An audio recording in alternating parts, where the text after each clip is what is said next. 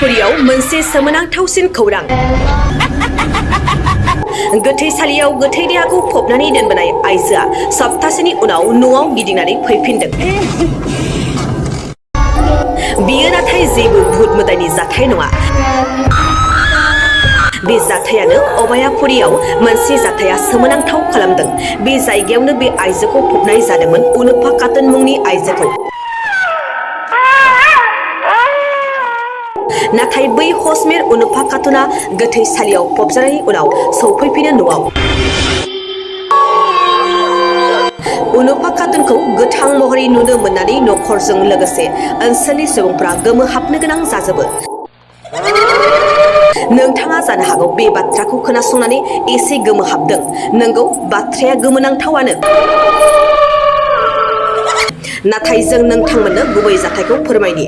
14 जुलाइनिफ्रायनो उनुफा खातुना गोमानानै दंमोन। बे गोमानाय जाथाय जानायनिफ्राय नखरनि सुबुंफोरा नागिरनानै नखराव दुखुनांथाव थासारि जादोंमोन आरो साननैसोनि उनावनो अबयापुरि ओनसोलनि दैमायाव सिनाय मोनै थासारिनि गोथै देहा मोनो आरो बेखौनो अबयापुरिनि उनुफा खातुन होननानै रायजो राजाफ्रा गोथै सोलेरखौ मांखरसालियाव फबहैयो।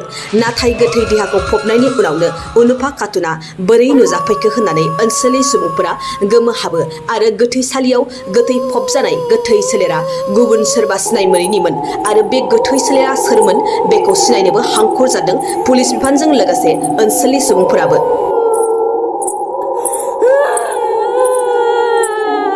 চাৰিদিন আমি বিচাৰিছোঁ পোৱা নাই। নাপাৱাৰ পিছত আমি এটা নিউজ পালোঁ নৱবৰা থানাৰ অন্তৰ্গত সেই চলচলা নদীত এটা মৃতদেহ পৰি আছে বুলি আমি এটা নিউজ পাইছোঁ। সেই নিউজৰ জৰিয়তে আমি এনেকুৱা অৱস্থাতে আমি ডেড বডিখন লৈ আহিছোঁ। আজি কালি আহি আমি চিভিলত ভৰ্তি কৰাইছোঁ। আজি পষ্টমৰ্টম কৰিছোঁ। পষ্টমৰ্টম কৰি হেনে আজি 4টা বজাত আমি তেওঁৰ সৎকাজ কৰিলোঁ। সৎকাজ কৰাৰ আমি তাৰ পৰা গুচি আহিবও পৰা নাই। তাৰ আগতে মানে আমাৰ সেই ভনীটো ঘৰত আহি পাল পিলিয়ে দি এতিয়া আমি যেতিয়া ডেড বডিখন পালোঁ, আমাৰতো তেতিয়াতো আমি আমাৰ অৰিজিনেল এইটোতো আমি পোৱা নাই।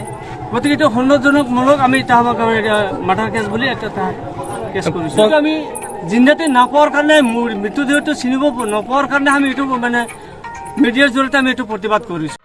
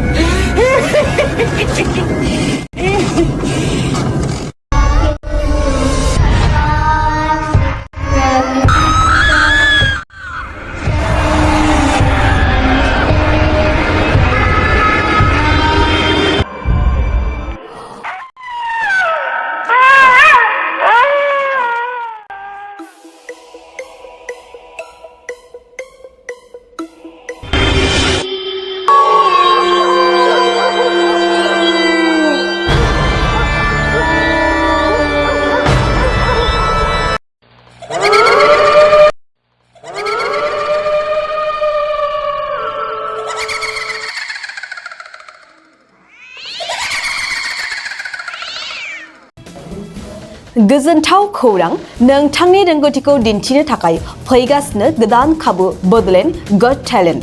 गोजौसिन जौसाङाव दिन्थिनायनि खाबु बिटिआरआव बडलेण्ड गट टेलेन्ट सिजन 2आ फिन सौफैगासिनो नोंथांनो गोदान खाबु लाना।